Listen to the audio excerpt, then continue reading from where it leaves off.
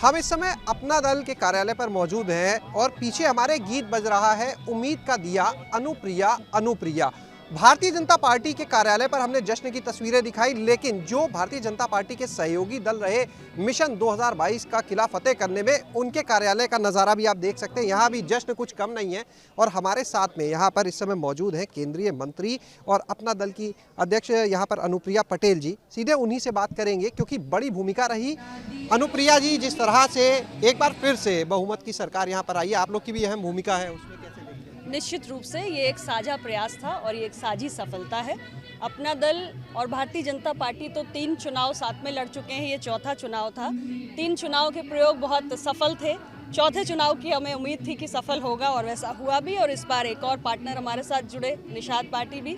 तो हमारे उत्तर प्रदेश की जनता ने अपना दल, निषाद पार्टी और भाजपा के इस गठबंधन को दिल से स्वीकारा है। एक ऐतिहासिक जीत दर्ज हुई है और इसके लिए हम उत्तर प्रदेश की जनता को और मतदाता को बहुत बहुत आभार व्यक्त करना चाहते हैं। अगर हम देखें तो अपना दल अब तीसरी सबसे बड़ी पार्टी के रूप में उभर के आया उत्तर प्रदेश की राजनीति में। जिस तरह से आप लोगों ने देखा, आप इसे लेके क्या कहेंगे? मेरे कार्यकर्ताओं का अथक परिश्रम, जो दिन रात ग्राउंड पर, ज़मीन पर बने रहते हैं।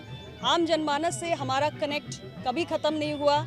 आम जनता के बीच में संवाद निरंतर हमने बनाए रखा, हम निरंतर सक्रिय रहे और जनता ने हमें ढेर सारा आशीर्वाद दिया। तो मुझे लगता है कि अपने सपोर्टर से, अपने समर्थक से जुड़ाव बनाकर रखना, ये सबसे बड़ी आपकी ताकत होती है।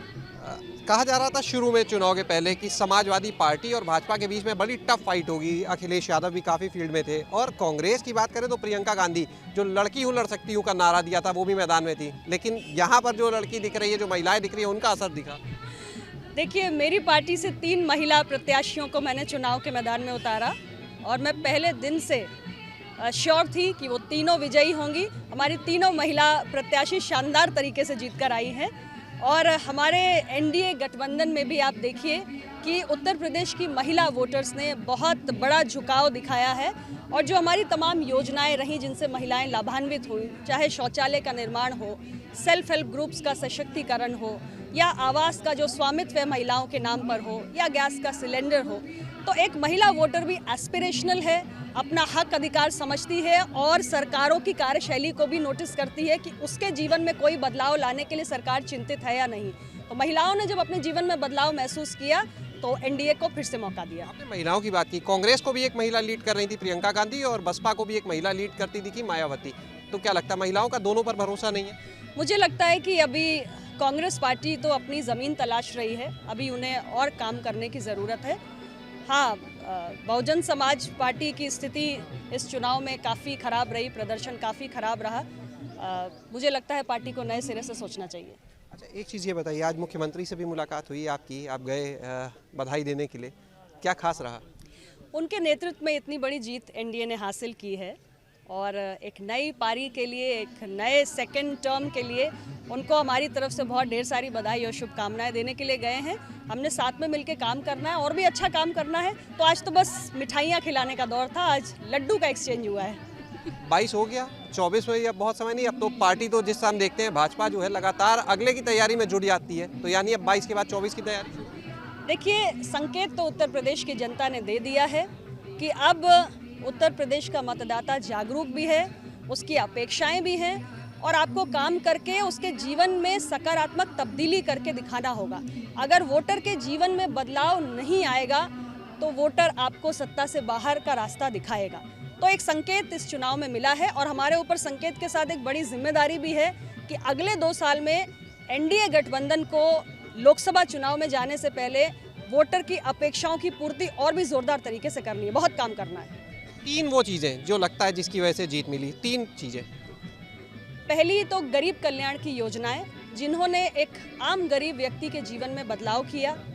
दूसरा, प्रदेश के अंदर एक बड़े पैमाने पर डेवलपमेंट मॉडल हमने प्रस्तुत किया। हर ज़िले में मेडिकल कॉलेज बनाना, एयरपोर्ट्स बनाना, एक्सप्रेसवेज बनाना, हर घर नल से जल, बिजली की व्यवस्था सुनिश्चित करना। और तीसरा, पिछड़े वंचित समाज के हितों से जुड़े हुए मसलों पर तत्परता। 69,000 शिक्षक भर्ती का एक प्रकरण, जिस पे आरक्षण जो हमारे अभ्यर्थी थे वो लंबे समय से आंदोलन कर रहे थे, उसका समाधान निकालने का सरकार ने प्रयास किया। चुनाव पूर्व एक्स्ट्रा सीट्स क्रिएट की। फिलहाल ये मामला कोर्ट में जाकर अटक गया। इसको हम पुनः तत्परता दिखाते हुए समाधान निकालने की कोशिश करेंगे। तो मुझे लगता है कि सारी चीज़ें जब सारे फैक्टर्स एक साथ आए तो निश्चित रूप से एक माहौल बना।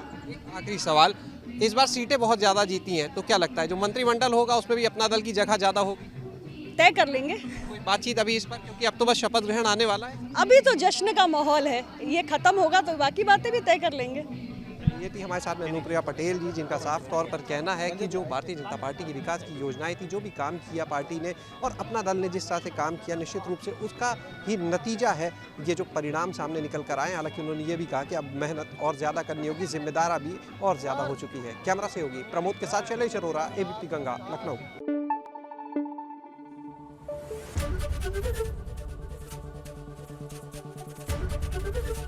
एबीपी गंगा, खबर आपकी, जुबान आपकी।